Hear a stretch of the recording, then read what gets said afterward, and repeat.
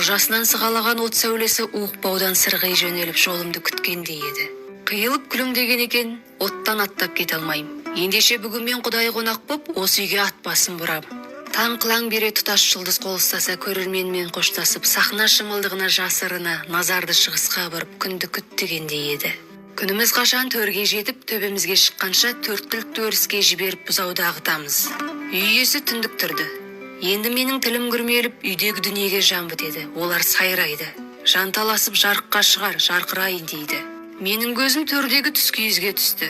Сүт сапырып отырған отанасын сөзге тартсам, бұл түскиіз үлкен енесінен жеткен жәдігер екен. 1,5 ғасырлық тарихы бар асыл мұра.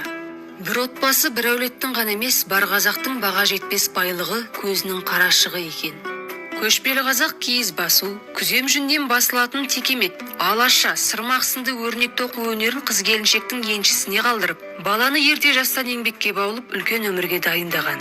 Жастар теңін тауып екі жақ тойғамына кірісерде, қыздарымыздың жүгі сандыққа реттеліп, түйеге артуға даяр тұруы тиіс. Бұл бір жылға сыймайтын бірнеше жылдық күрделі шаруа. Осындайда қыз баласының өз қолынан өріліп, қиялымен сурет салар ыстық дүниесі түскиіз.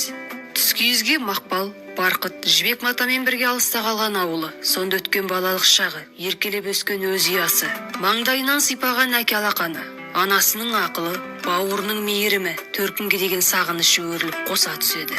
Ертеде қазақ халқы қыз баласының ісмер, шебер, қиялының ұшқырлығын түскиізге қарап бағамдаған екен. Қолда бар ақпаратқа сүйенсек, түскиіздің оюы аяқталмауы тиіс. Аяқсыз қалған ою өмірдің әлі жалғасарын, тіршіліктің тоқтамасын білдіретін көрінеді. Кереге мен уықтың біріккен жеріне көз жүгіртіп, киіз үйді айнала шолып шықсаңыз, бізбен өрнек тоқылған басқұрды байқайсыз.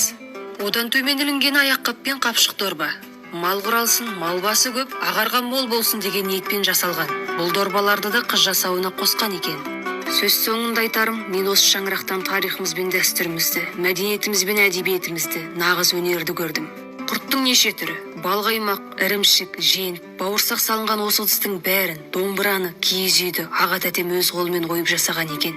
Ата кәсіпті тастамай, тамырымызды жоймай, қазаққа тән қасиетті жоғалтпай сынық сөйлеп, жібек мінез көрсетіп, бекзат болмыс болып жүрген осы заманның Абай Тоғжанына алғысым шексіз. Сіздер бізге үлгісіздер.